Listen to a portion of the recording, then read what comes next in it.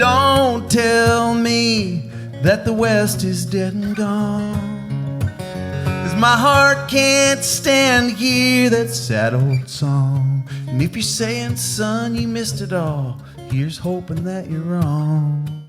I've had several bridle horses that made me feel real good, but I never felt any of them were finished. There was always things that I would learn from them, getting them or me more refined. I would refer to them as straight up in the bridle when the two-rein is removed, but never a finished bridle horse. There may be a job someday or a reason to fall back to revisit the two-rein or even the hackamore or snaffle. I wouldn't think twice about doing it if I felt it was needed to protect what has been accomplished in the bridling process. Making a bridle horse doesn't mean always going slow. It just means we may not want to go fast. We can challenge our horses, increase their confidence and ability to handle faster and more difficult situations. If we think our horses are pretty handy, all we need to do is speed them up and ask more effort of them to find out where they're not. Then we know what we need to work on. Put strain on a chain and we find the weakest link. Make it stronger and we make the whole chain stronger. My goal would be to have a bridle horse someday that wouldn't have any weak links no matter what job I ask of him. It may be like striving for perfection. We may not ever reach it, but why settle for anything less? If we don't have something we want to work for, then we won't want to work for anything. If you look at the weight and the way these reins release and how the bit functions, it's a loose-jawed spade bit.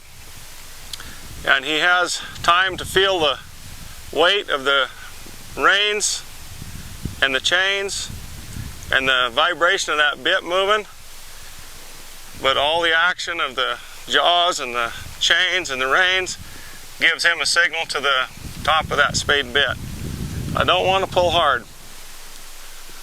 If we need to get him broke better, we might go back to the two-rein or even back to the hackamore.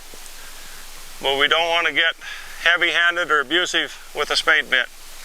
It's a signal bit, it's not a leverage bit, and if it won't operate off a light signal, we need to back out of it and do something different. In the old days when the buckaroos would get to the road deer grounds, they'd take the curb strap off their horse, or maybe chuck their reins back with horsehair between the rawhide buttons there. And if they could ride all day and not break the horsehair, and without a curb strap and not have their horse gap their mouth open, that was a pretty good test of their abilities. It's a pretty good test for yourself when you get to the point you think you're not pulling on your horse. I got maybe 6 or so horsehair strands here. Just see how much it takes to break those. We see a lot of horses ridden in long shank bits. To some, the spade bit would fall into the same category as other leverage bits. But the spade bit was not intended to be used as a leverage tool. It was not designed as a crude barbaric bit as some people think. On the contrary, its purpose is to transmit a very sensitive signal, a signal that is delivered to the top of the long spade without the slack taken out of the reins. The making of a bridle horse is a work of art in progress I don't consider ever finished. Don't tell me that the West is dead and gone, 'cause my heart can't stand to hear that sad old song. And if you're saying, son, you missed it all, here's hoping that you're wrong. Don't tell me it's dead and gone.